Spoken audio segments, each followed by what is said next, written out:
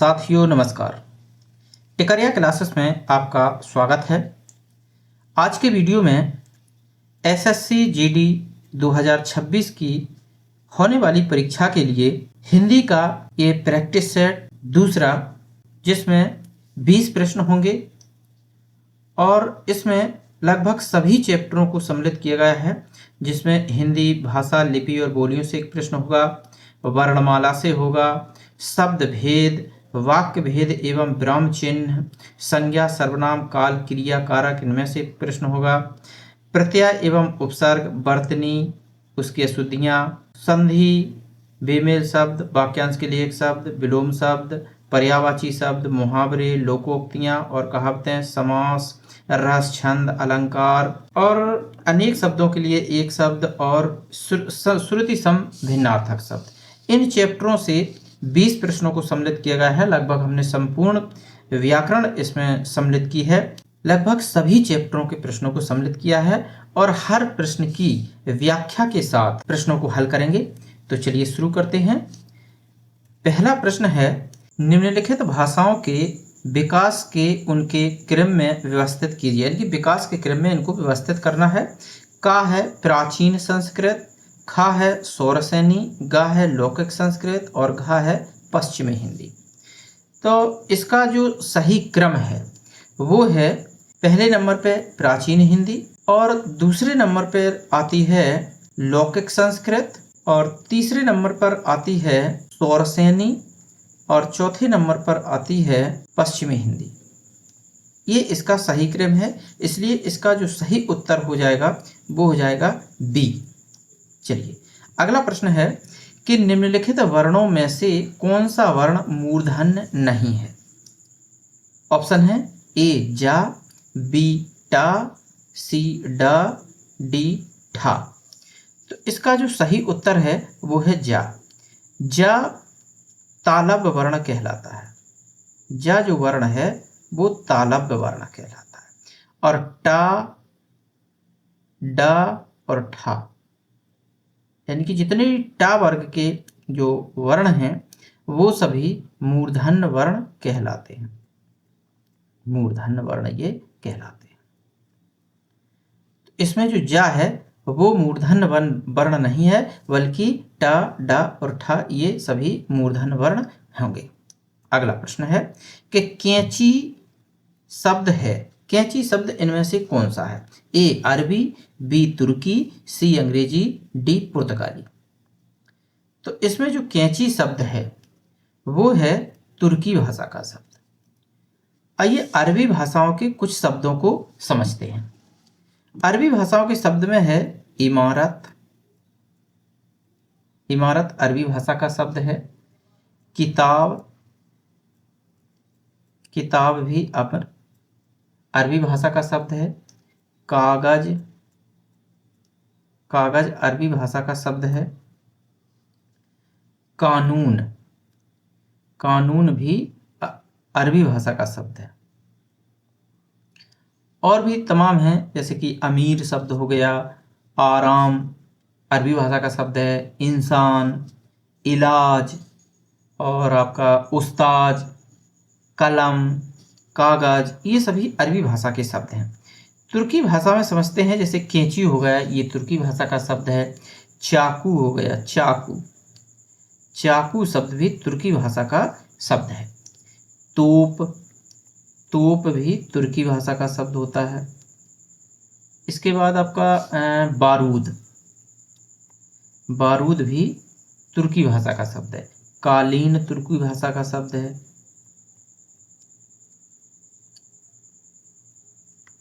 और भी तमाम शब्द हैं, जैसे कि दरोगा हो गया, बहादुर, उसके बाद बेगम, फिर मुगल, लाश, उर्दू, कुली, चेचक, काबू और अब और शब्द होता है तौलिया, फीता, साबुन, तमाशा, तमंचा, सुराग। ये कुछ शब्द हैं जो तुर्की भाषा के शब्द हिंदी में प्रयोग किए जाते हैं। ये शब्दों की दृष्टि से विदेशज भाषा के शब्द कहलाते हैं, जो हिंदी में बड़े ही धड़ल्ले से प्रयोग किए जाते हैं। अब कुछ अंग्रेजी शब्द भी होते हैं। अंग्रेजी शब्द भी हिंदी में बहुत प्रयोग किए जाते हैं। जैसे कि अंग्रेजी शब्द हो गए बस। बस शब्द अंग्रेजी है लेकिन इसको हिंदी में प्रयोग किया जाता है। इसके बाद कार। कार भी अंग्रेजी शब्द है लेकिन इसको हिंदी में प्रयोग किया जाता है। ट्रेन। ट्रेन को हिंदी में प्रयोग किया जाता है, अंग्रेजी शब्द है, इनकी विदेशज शब्द है। स्टेशन। स्टेशन ये भी अंग्रेजी शब्द है। डॉक्टर।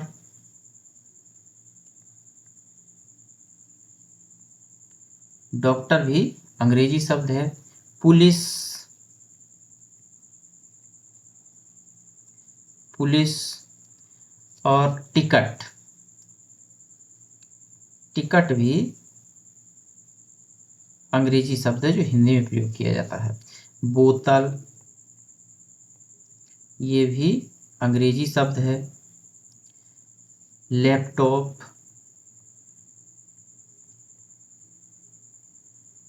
कंप्यूटर, मोबाइल, टेबल ये सभी अंग्रेजी भाषा के शब्द हैं और हिंदी में प्रयोग किए जाते हैं। इसके बाद कुछ हैं पुर्तगाली शब्द। पुर्तगाली शब्दों में जानते हैं जैसे कि अलमारी। अलमारी शब्द पुर्तगाली भाषा का शब्द है और हिंदी में बोला जाता है। आलपिन। आलपिन भी पुर्तगाली भाषा का शब्द है। इसके बाद है बाल्टी। बाल्टी भी पुर्तगाली भाषा का शब्द है। चाबी पुर्तगाली भाषा का शब्द है। फीता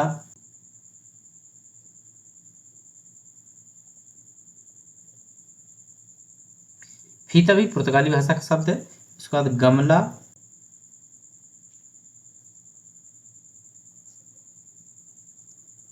मेज, पपीता, संतरा, साबुन, तौलिया, कॉफी, कारतूस, गोदाम, कमीज, तिजोरी ये कुछ ऐसे शब्द हैं जो पुर्तगाली भाषा के शब्द हैं लेकिन ये हिंदी में प्रयोग किए जाते हैं। अगला प्रश्न है, इनमें मिश्र वाक्य कौन सा है? इनमें मिश्र वाक्य बताना है कौन सा है। तो इसमें देखिए पहला ऑप्शन है, प्रधानाध्यापक जी ने कहा कि कल विद्यालय बंद रहेगा। बी ऑप्शन में दिया है, बहुत से छात्र पुस्तकालय में हिंदी व्याकरण की पुस्तक पढ़ रहे हैं। तीसरा है सी नंबर का, लड़के मैदान में एक सभा का आयोजन कर रहे हैं। डी है ऑप्शन, सतीश खाना खाकर उठा और हरीश खाना खाने बैठा। तो इसमें मिश्र वाक्य कौन सा है ये बताना है। तो इसमें मिश्र वाक्य है पहला ए, प्रधानाध्यापक जी ने कहा कि कल विद्यालय बंद रहेगा। इसमें जो समुच्चय बोधक शब्द आया है की, तो मिश्र वाक्य का सबसे महत्वपूर्ण बिंदु होता है कि इसमें किसी समुच्चय बोधक अव्यय के साथ दो वाक्यों को आपस में जोड़ा जाता है, वो मिश्र वाक्य कहलाता है। जिसमें मिश्र वाक्य की यदि हम बात करते हैं तो मिश्र वाक्य में दो वाक्य होते हैं, दो वाक्यों को जोड़ा जाता है आपस में। एक होता है प्रधान वाक्य, इसको प्रधान उपवाक्य बोलते हैं, प्रधान उपवाक्य। और दूसरा होता है संज्ञा उपवाक्य, और दूसरा होता है संज्ञा उपवाक्य। ये दो वाक्यों को जोड़ने के लिए प्रयोग किए जाते हैं कि जैसे एक शब्द आ गया की से जोड़ा जा सकता है दो वाक्यों को, जो से जोड़ा जा सकता है, जब, जहां, ये कुछ अव्यय शब्द हैं जिन्हें समुच्चय बोधक अव्यय शब्द बोलते हैं। और इनसे जो दो वाक्यों को जोड़ा जाता है, जैसे कि जैसा, जैसा शब्द भी होता है, इससे भी दो वाक्य जोड़े जाते हैं। जितना,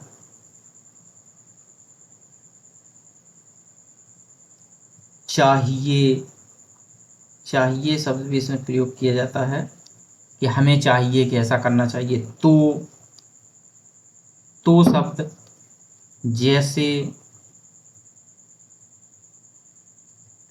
ताकि,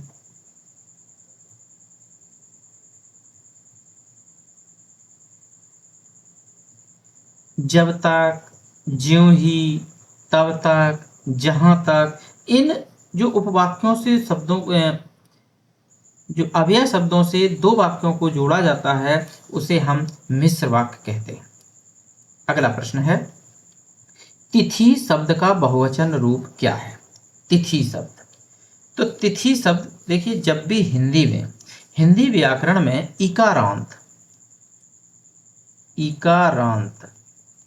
इकारांत यदि शब्द होंगे और वो भी स्त्रीलिंग हो, इकारांत शब्द हों और स्त्रीलिंग हो, तो उनके बहुवचन बनाने के लिए जो अंत की ई है, अंत की ई या फिर बड़ी ई को इया में बदल देते हैं।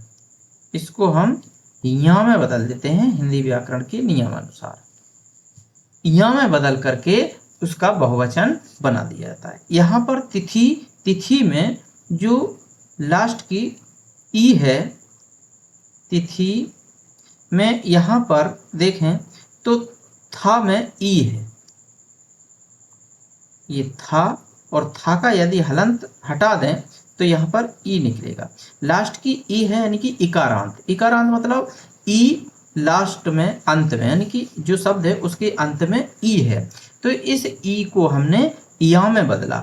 या में बदलने का मतलब है ये वाला या यहाँ तिथियां, तो सी इसका राइट आंसर हो जाएगा। तिथि का बहुवचन तिथियां हो जाएगा।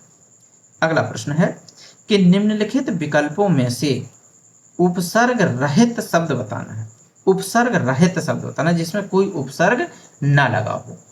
तो यहाँ पे देखें, विज्ञान को यदि हम देखें तो इसका यदि हम विच्छेद करें तो बी धन ज्ञान, इसमें जो उपसर्ग है वो बी उपसर्ग लगा हुआ है। ये जो बी है ये उपसर्ग है, बी उपसर्ग लगा है, तो ये तो उपसर्ग सहित हो गया। इसके बाद है अधिवक्ता, तो अधिवक्ता में अधि उपसर्ग लगा हुआ है, अधि और धन वक्ता, अधिवक्ता में अधि उपसर्ग लगा हुआ है। प्राचार्य में देखें तो इसमें प्र धन आचार्य, प्राधन आचार्य, इसमें भी प्रा उपसर्ग लगा हुआ है, इसमें अधि उपसर्ग लगा हुआ है, विज्ञान में बी उपसर्ग लगा हुआ है। जबकि जो एक छात्र है, छात्र एक मूल शब्द है, इसमें कोई उपसर्ग नहीं लगा है, इसका हम विच्छेद नहीं कर सकते, इसलिए इसका राइट आंसर डी हो जाएगा। अगला प्रश्न है कि निम्नलिखित में से शुद्ध वर्तनी वाले शब्द का चयन कीजिए। शुद्ध वर्तनी बताना है, तो यहाँ पे जो दृष्टा लिखा हुआ है ये दृष्टा बिल्कुल सही आंसर है। दृष्टा एकदम सही है और दृष्टा का जो अर्थ होता है वो होता है देखने वाला। दृष्टा मतलब होता है देखने वाला, इसका ये अर्थ होता है देखने वाला। जबकि रचयिता ये गलत लिखा हुआ है, रचयिता ऐसा लिखा जाता है, या में छोटी की मात्रा लगती है। सुसुप्त भी गलत लिखा हुआ है, तो सुसुप्त कैसा लिखा जाएगा? सुसुप्त ऐसा लिखा जाएगा, ये सुसुप्त होता है, सुसुप्त। और ये जो सृष्टि लिखा हुआ है ये भी सृष्टि इसमें अशुद्ध लिखा हुआ है, गलत लिखा हुआ है, सृष्टि ऐसा लिखा जाता है, ये सृष्टि है।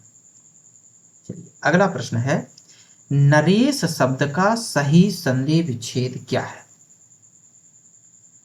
इसमें जो नरेश शब्द है इसमें नर धन ईस, बी इसका राइट आंसर है। नर धन ईस यानी कि नर माने होता है मनुष्य और ईस माने होता है देवता या फिर स्वामी। ईस का अर्थ होता है देवता या स्वामी। इसका अर्थ क्या होगा?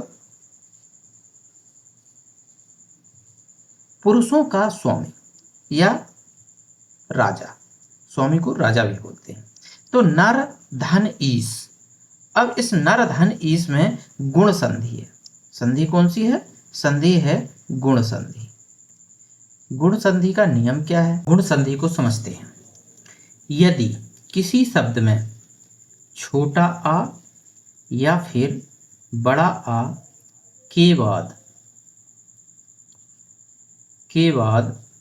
यदि छोटी ई या बड़ी ई इनमें से कोई आ जाए तो इसका ए बन जाता है, ए बनता है। और यदि छोटा आ और बड़ा आ के बाद छोटा ऊ या बड़ा ऊ आए, छोटा ऊ या बड़ा ऊ आए तो ओ बन जाता है इसी छोटा आ और बड़ा आ के बाद। और यदि छोटा आ और बड़े आ के बाद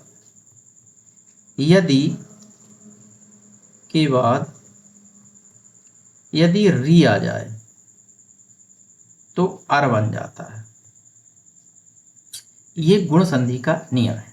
अगला प्रश्न है, बेमेल शब्द की पहचान कीजिए। ऑप्शन है ए समस्या, बी खेद, सी कठिनाई, डी जटिलता।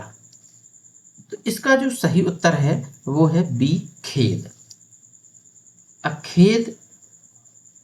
खेद का मतलब होता है दुख या फिर पश्चाताप। दुख या पश्चाताप इसका अर्थ होता है खेद का। और समस्या या कठिनाई या जटिलता ये सभी बाधा या मुश्किल को इंगित करते हैं। इसको बाधा या मुश्किल के लिए इसका प्रयोग करते हैं। इसलिए किसी न किसी रूप में ये तीनों समस्या, कठिनाई और जटिलता ये कहीं ना कहीं एक दूसरे से एक जैसे हैं, अलग नहीं है। लेकिन खेद इनसे तीनों से अलग है, भिन्न है। इसलिए इसका सही उत्तर बी हो जाएगा। अगला प्रश्न है कि अवसर के अनुरूप बदल जाने वाले को क्या कहते हैं? ऑप्शन है ए आदर्शवादी, बी यथा स्थितिवादी, सी भाग्यवादी, डी अवसरवादी।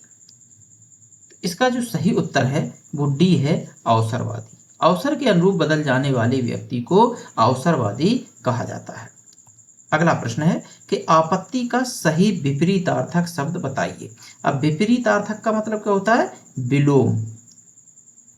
अब विलोम का मतलब होता है विपरीत अर्थ देने वाला, यानी कि उसके विरुद्ध अर्थ देने वाले को विपरीतार्थक शब्द कहा जाता है। विलोम अर्थ यानी कि उल्टा अर्थ देने वाला, उसको विलोम शब्द कहते हैं, विपरीतार्थक शब्द कहते हैं, विरुद्धार्थी शब्द कहते हैं। तो इसका आपत्ति का जो विपरीतार्थी शब्द होता है वो क्या होता है? तो एक तो होता है अनापत्ति। अनापत्ति इसका विपरीतार्थी शब्द होता है आपत्ति का। लेकिन ऑप्शन में देखें तो कहीं भी अनापत्ति नहीं है। अब आपत्ति का अर्थ पहले समझना पड़ता है कि आपत्ति का अर्थ क्या होगा। तो आपत्ति का अर्थ होता है असहमति।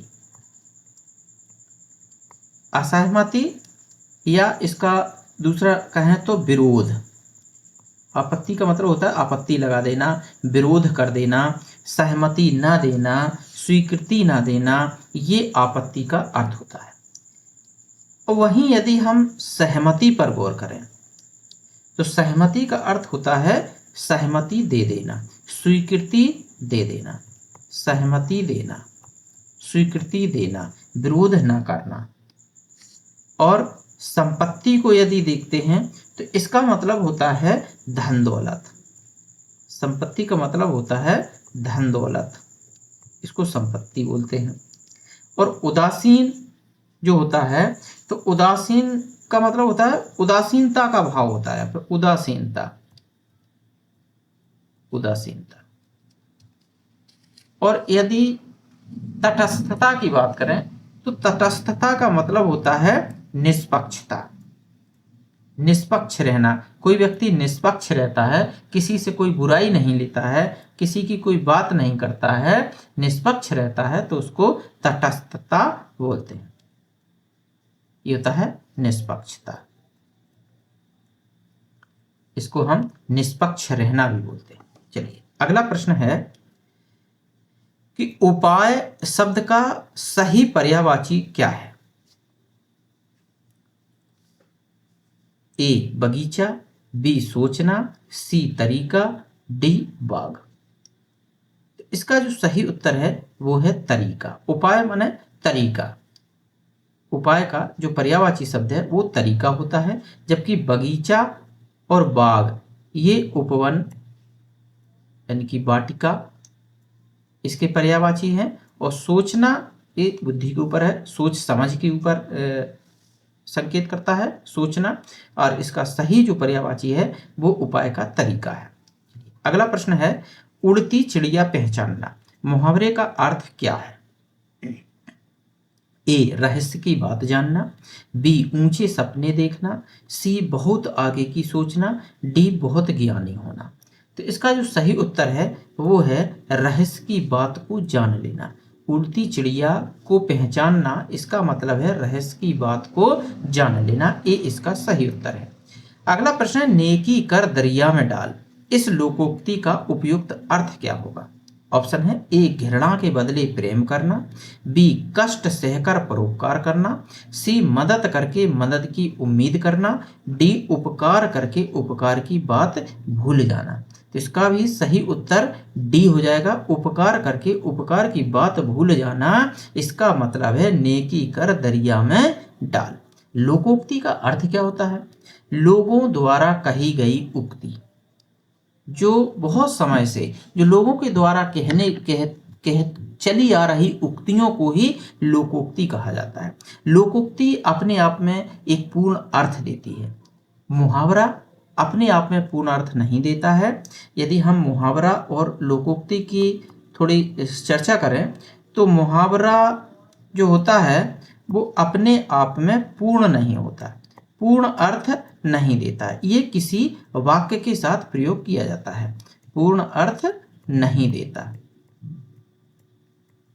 ये किसी ना किसी वाक्य के साथ इसका प्रयोग होगा, जबकि लोकोक्ति अपने आप में पूर्ण होती है। लोकोक्ति का स्वयं का एक अर्थ होता है, ये पूर्ण अर्थ होती है, ये पूर्ण अर्थ देती है। लोकोक्ति अर्थवान होती है। बस यही अंतर होता है लोकोक्ति और मुहावरे में। मुहावरा किसी वाक्य के साथ प्रयोग होता है, लोकोक्ति पूर्ण अर्थ प्रदान कर देती है। अगला प्रश्न है कि द्वंद्व समास की प्रमुख विशेषता क्या है?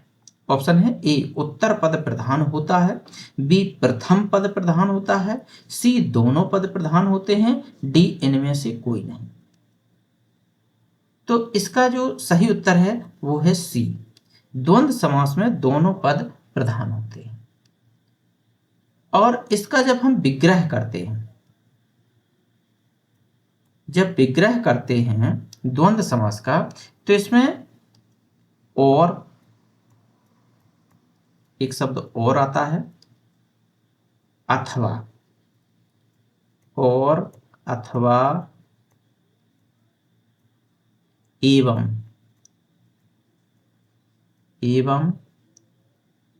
जैसे शब्दों का, यानी कि ये और हो गया, अथवा हो गया, एवं हो गया, इन शब्दों का प्रयोग जरूर होता है।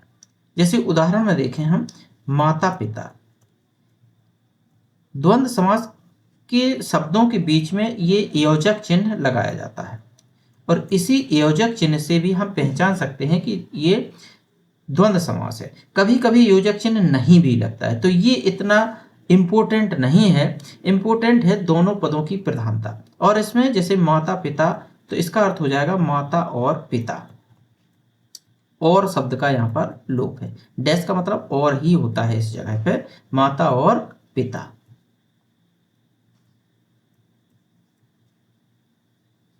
दिन रात, दिन और रात, तो दोनों पदों की समान वैल्यू होती है, समान महत्व होता है, यही द्वंद्व समास होता है। अगला प्रश्न है रस का नाम बताना है। ये नीचे कुछ पंक्तियां दी गई हैं जिसका हमें रस बताना है कि रस कौन सा है। तो इसमें दिया हुआ कि श्री कृष्ण की सुन वचन अर्जुन क्रोध से जलने लगे, सब सील अपना भूल कर करतल युगल मलने लगे। संसार देखे अब हमारे शत्रु रन में मृत पड़े। करते हुए यह घोषणा हो गए उठकर वे खड़े। इसमें कौन सा रस है? तो देखिए यहाँ पर एक क्रोध होने की बात कही जा रही है। तो क्रोध रस तो होता नहीं है। वीर रस उत्साहपूर्ण होता है, यानी कि उत्साह बढ़ाना होता है, तो वीर रस भी यहाँ पे नहीं है। यहाँ पर है रौद्र रस, क्रोध की बात की जा रही है, तो इसका सी विकल्प एकदम से सही है। और भयानक रस कोई डर की बात है नहीं है। भयानक का मतलब होता है भयानक हो, भय लग रहा हो, वहां पर भयानक रस होता है। तो सी इसका सही उत्तर है। रौद्र रस होता क्या है? रौद्र रस का देखते हैं। रौद्र रस, रौद्र रस होता है कि जहां पर सहृदय के हृदय में, रौद्र रस का जो स्थायी भाव होता है वो होता है क्रोध। तो सहृदय के हृदय में जब क्रोध नामक स्थायी भाव का संयोग कैसे होता है? विभाव, अनुभाव, विभाव, अनुभाव और संचारी भाव, ये 4 अंग होते हैं रस के। स्थायी भाव, विभाव, अनुभाव और संचारी भाव। जब इनका संयोग स्थायी भाव से होता है तीनों का, तो वहां पर रस की निष्पत्ति होती है, यानी कि रस उत्पन्न होता है। तो जब क्रोध का संयोग विभाव, अनुभाव और संचारी भाव से होगा तो रौद्र रस की उत्पत्ति होगी। ये रौद्र रस की परिभाषा है। अगर आपको रस का और अच्छे से अध्ययन करना है तो चैनल पर जाइए और वहां पर रसों से संबंधित वीडियो पड़े हैं, आप उसको देख सकते हैं। रस, अलंकार, छंद सभी के वीडियो हैं, आप चैनल पर जाकर के विस्तार से अध्ययन कर सकते हैं। चलिए आगे देखते हैं। 17वां प्रश्न है, कागा काको धन हरे, कोयल काको दे, और मीठे वचन सुनाए कर जग अपनों कर ले। ये जो पंक्तियां हैं इनमें छंद बताना है कि इन पंक्तियों में कौन सा छंद है। ऑप्शन में दिया गया है सोरठा, बी ऑप्शन में है दोहा, सी में है भरवे और डी में है रोला। तो इसमें बताना है कि ये कौन सा छंद है। तो इसमें दोहा छंद का प्रयोग हुआ है। दोहा छंद होता क्या है? दोहा जो होता है वो अर्ध सममात्रक छंद होता है। अर्ध सममात्रक छंद है दोहा, अर्ध सममात्रक छंद है, और ये 4 चरण वाला होता है। इसमें 4 चरण होते हैं, 4 चरण होते हैं, जिसमें पहले और तीसरे यानी कि विषम चरणों में 13 मात्राएं होती हैं, 13 मात्राएं होती हैं। और समचरण, समचरण का मतलब होता है दूसरा और चौथा चरण, इसमें होती हैं 11 मात्राएं, 11 मात्राएं होती हैं। यहां पर देखते हैं कि मात्राएं कितनी कितनी हो रही। कागा यानी कि जो दीर्घ मात्रा होती है उसको 2 गिना जाता है। तो यहां पर कागा में दोनों में 2-2 मात्राएं हैं। पहली यदि हम पंक्ति की बात करें तो उसमें 2 चरण है, कागा काको धनहरे, एक यहाँ तक है, और दूसरा जो चरण है वो कोयल काको दे। तो यहाँ पर देखते हैं कि कागा में 4 मात्राएं कागा में हो गई, काको में भी 4 मात्राएं हो गई क्योंकि ये दीर्घ दीर्घ हैं, धन में 2 मात्राएं हो गई, और हराय में 1 और 2 मात्राएं। अब देखते हैं 13 हो रही या नहीं हो रही। 2 2 4 2 6 2 8 2 10 2 12 13, 13 मात्राएं हो गई। पहले चरण में 13 मात्राएं हो गई, और दूसरे चरण में देखें तो कोयल में 4 मात्राएं हो गई, को की 2 या और ला की 1, 4 मात्राएं ये हो गई। काको, काको में 4 मात्राएं हुई, 4 4 8, और दे में 2 हो गई, 8 और 2 10, और या में 1 मात्रा हो गई, यानी कि इसमें भी दूसरे चरण में 11 मात्राएं होंगी। इसी प्रकार तीसरे चरण में 13 होंगी और चौथे चरण में 11 होंगी। तो जितने भी दोहा हैं, कबीर की साखियां हैं, रहीम के दोहे हैं, बिहारी के दोहे हैं, जितने भी दोहे हैं उन दोहों में किसी भी आप चरण को देख लीजिए समान मात्राएं ही होंगी। आगे जानते हैं सोरठा को। यहाँ पर दिया है सोरठा, बरवे और रोला, इन तीनों का अगली स्लाइड पे हम विस्तार से चर्चा करते हैं। तो चलिए देखते हैं। सबसे पहले जानते हैं सोरठा के बारे में। सोरठा क्या होता है? देखिए, सोरठा दोहा का उल्टा होता है। यही इसकी काफी बड़ी पहचान है, दोहा का उल्टा होता है। अब दोहा का उल्टा कैसा होगा? अर्ध सममात्रक छंद तो सोरठा भी होता है, लेकिन उसमें 13 और 11 मात्राओं पर यति होती है, यानी कि विषम चरणों। विषम चरणों का मतलब है पहला और तीसरा चरण में 11-11 मात्राएं होती है, इसमें उसमें 13 होती हैं, इसमें 11 होती हैं। और सम चरण में यानी कि दूसरे और चौथे चरण में 13-13 होती हैं। इसमें उल्टा सिस्टम होता है। दूसरे और चौथे में 13, पहले और तीसरे में 11। ये तो होगा सोरठा। इसके बाद बात आती है, यहां देखते हैं बरवे। बरवे को समझते हैं। बरवे क्या होता है?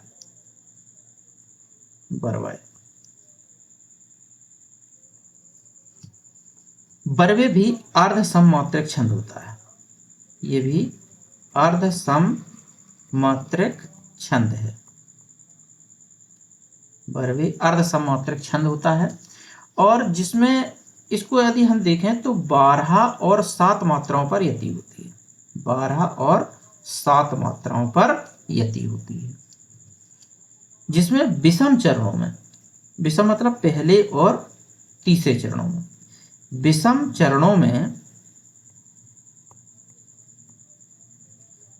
चरणों में मात्राएं होती हैं 12, और सम चरणों में मात्राएं होती हैं 7। इस प्रकार से 12 और 7 मात्राओं पर यति होती है। इसके बाद आता है सोरठा, बरवे, और उसके बाद आता है रोला। रोला क्या होता है? रोला ये 4 पंक्तियों वाला एक छंद है। इसमें 4 पंक्तियां होती हैं, 4 पंक्तियां। ये 4 पंक्तियां जो कि प्रत्येक पंक्ति में 24 मात्राएं होती हैं। 24 मात्राओं वाला ये 4 पंक्तियों वाला एक छंद होता है, जिसको रोला कहते हैं। और इसमें 11वीं और 13वीं मात्रा पर विराम होता है। जबकि एक दोहा और एक रोला मिलाकर के कुंडलिया का निर्माण किया जाता है। जैसे बहुत सारे जो गिरधर कवि थे, उन्होंने कुंडलियों का बहुत लेखन किया है, बहुत सारी कुंडलियों की रचना की है। तो उन्होंने एक दोहा और उसके बाद एक रोला, दोनों को मिलाकर के कुंडलियां बनाई जाती थी। चलिए अगला प्रश्न है कि माला फेरत जुग भया, फिरा न मन का फेर, और कर का मन का डार दे, मन का फेर। उपर्युक्त दोहे में कौन सा अलंकार है? यह अलंकार संबंधित प्रश्न है। तो यहां पर देखें तो मन का और मन का, 2 मन का दिए गए हैं, एक मन का, दूसरा मन का। एक तो मन का जो पहला अर्थ है वो है माला के मोती। माला के मोती इससे संबंधित है पहले मनका का अर्थ। और दूसरे मनके का अर्थ है मन या हृदय। जो हमारा मन होता है, या फिर इसको हम हृदय भी कह सकते हैं। मन या हृदय होता है मन का। 2 जगह मन का आया है। तो इसलिए यहां पर जब एक शब्द एक से अधिक बार आता है और उसका अर्थ भिन्न होता है, वहां पर यमक अलंकार होता है। तो इसमें जो उत्तर है वो यमक अलंकार है। अब यदि हम रूपक अलंकार को देखें, रूपक अलंकार क्या होता है? तो रूपक अलंकार वह अलंकार है जिसमें उपमेय और उपमान, उपमेय और उपमान, ये 2 शब्द बहुत महत्वपूर्ण हैं इन अलंकारों के लिए।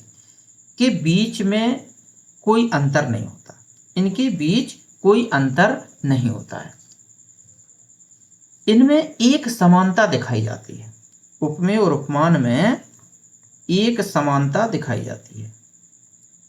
एक समानता या फिर एक रूपता भी कह सकते हैं इसको, एक रूपता प्रदान की जाती है, इसमें एक रूपता दिखाई जाती है, वहां पर रूपक अलंकार होता है।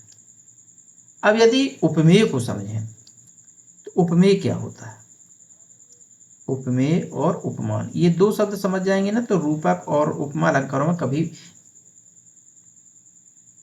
कोई दिक्कत नहीं आएगी। चलिए, तो उपमेय क्या होता है? उपमेय का मतलब होता है जिसकी तुलना या उपमा दी जाए, जिसकी तुलना की जाती है, जिसकी, एक तो होता है जिसकी और एक होता है जिससे, जिसकी तुलना की जाए या जिसकी उपमा दी जाए, है ना। तो जिसकी तुलना की जाए वो तो उपमेय होता है। जैसे यदि उदाहरण देखें कि सीता का मुख चंद्रमा के समान है, सीता का मुख चंद्रमा के समान है, तो यहाँ पे उपमेय सीता होंगे, उपमेय होंगी सीता, क्योंकि तुलना किसकी की जा रही है? सीता की जा रही है, तो वो तो हो गया उपमेय। और उपमान क्या होगा? उपमान, उपमान होगा जिसकी, जिससे तुलना की जाए, जिससे, जिससे तुलना की जाए।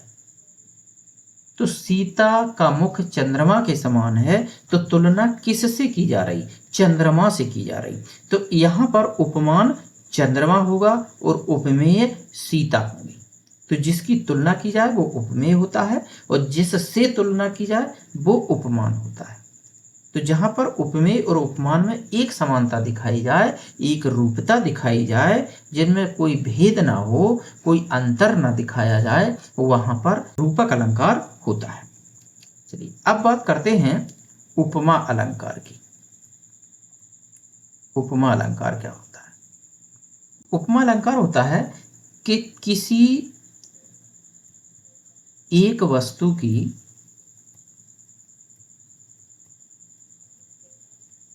तुलना किसी अन्य व्यक्ति से,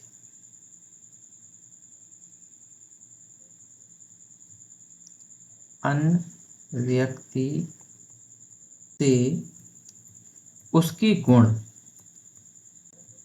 उसके गुण, धर्म, रूप, रंग या क्रिया आदि के आधार पर की जाती है, तो वहां पर उपमा अलंकार होता है। यदि उदाहरण देखें तो उदाहरण में यहां पर होता है पीपर पात सरस मन डोला, पीपर पात सरिस मन डोला,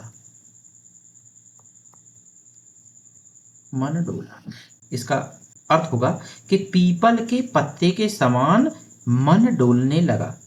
तो यहां भी उपमेय और उपमान की बात आती है, लेकिन यहां पर समानता दिखाई जा रही, उसमें एक रूपता दिखाई जाती थी, उसमें कोई अंतर नहीं होता था, लेकिन यहाँ पे अंतर तो है, लेकिन दोनों की तुलना की जा रही है। आगे के प्रश्न में देखते हैं कि निम्न में कौन सा शब्द अनेकार्थक है। ये अनेकार्थक प्रश्न से संबंधित है कि एक शब्द के अनेक अर्थ। अनेकार्थी शब्द में देखते हैं, पहला ऑप्शन दिया गया है अभिमान, बी ऑप्शन में है आयु, सी ऑप्शन में है अधिक और डी में है अर्थ। अनेकार्थी शब्द बताना है, तो अब अनेकार्थी शब्द होते क्या हैं इनके बारे में थोड़ा जानते हैं। अनेकार्थी शब्द, अनेकार्थी शब्द वे शब्द होते हैं जिनके एक से अधिक अर्थ होते हैं, एक से अधिक अर्थ होते हैं, उन्हें अनेकार्थी शब्द कहते हैं। यहाँ पर अभिमान जो शब्द है इसका एक ही अर्थ है, आयु का भी एक ही अर्थ है, अभिमान का भी एक ही अर्थ है और अधिक का भी एक ही अर्थ है। जबकि डी नंबर के ऑप्शन में अर्थ जो दिया हुआ है, यहाँ पर अर्थ के कई अर्थ हैं। एक तो अर्थ का धन होता है, इसका अर्थ, एक इसका प्रयोजन होता है, इसका अर्थ, एक व्याख्या भी इसका एक अर्थ होता है अर्थ का, और मतलब, मतलब भी अर्थ का ही अर्थ होता है। तो अर्थ के यहाँ पर बहुत सारे अर्थ हैं, तो जिस शब्द के एक से अधिक अर्थ हों उन्हें अनेकार्थी शब्द कहा जाता है। तो डी इसका सही उत्तर है। अगला और अंतिम प्रश्न है इस प्रैक्टिस सेट का। उम्मीद करता हूं कि ये प्रैक्टिस सेट आपके लिए बहुत ही लाभप्रद होगा। तो चैनल को यदि सब्सक्राइब नहीं किया है तो चैनल को सब्सक्राइब कर लीजिए, बेल आइकन को दबा लीजिए और कमेंट करके बताइए कि आपको प्रश्न कैसे लगे। लास्ट प्रश्न है, मेल और मैल शब्द युग्म के सही अर्थ भेद का चयन कीजिए। ऑप्शन है ए मेला कुचेला, बी एकता और गंदगी, सी गंदगी और एकता, डी स्वभाव और आदत। तो इस प्रश्न में बी पर यदि हम गौर करें तो मेल, इसको हम बोलते हैं मिलना या एकता करना, मिलाप करना। इसको मिलना या एकता, मिल जाना, एकत्रित हो जाना, एकता यूनिटी बनाना। और जो मेल है ये होता है गंदगी। बी इसका राइट आंसर है। ये जो चैप्टर है इसका नाम है श्रुति सम भिन्नार्थक शब्द। श्रुति सम भिन्नार्थक शब्द। जो शब्द सुनने में एक समान लगे किंतु उनके अर्थ भिन्न हो उन्हें श्रुति सम भिन्नार्थक शब्द कहते हैं। बने रहिए चैनल के साथ, नेक्स्ट वीडियो में फिर मिलेंगे। तब तक के लिए नमस्कार।